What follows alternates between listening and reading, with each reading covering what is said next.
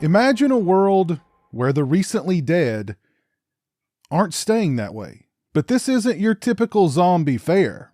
When the dead return, they're not driven solely by the desire to eat human flesh. They're just pale-eyed, sluggish specters of their former selves, seemingly confused by the fact that they're alive again, at least at first.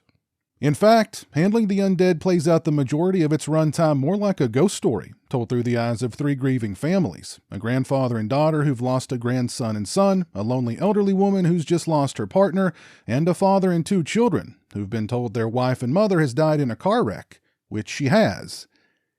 And she hasn't.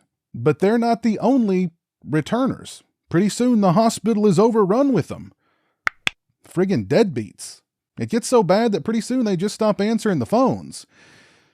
And then shortly thereafter, abandon the hospital outright.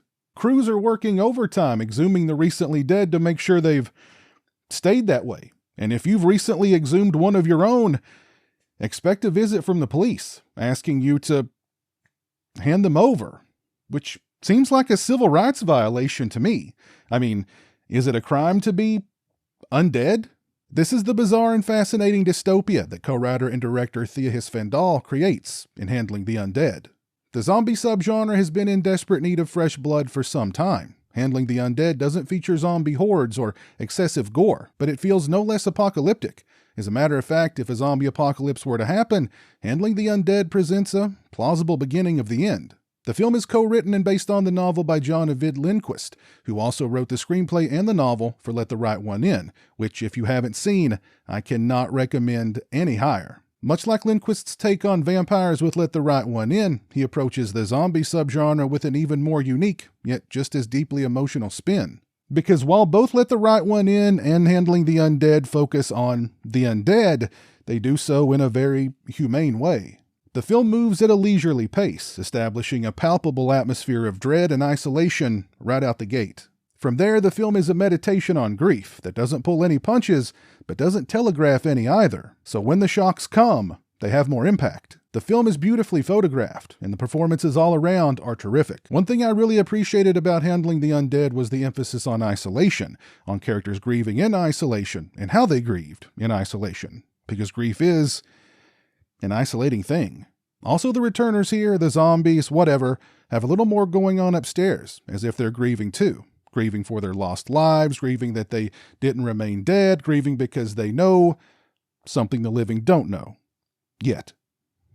Handling the Undead is not going to be everyone's cup of tea, but I liked it a lot and highly recommend it. Feel-good hit of the summer, it is not, but dread-filled, thoughtful, and thought-provoking fresh take on zombie cinema, it most definitely is.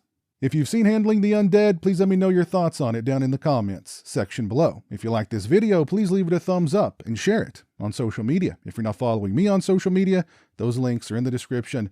As always, thank you so much for watching. I really appreciate it. Take care, and until next time, peace.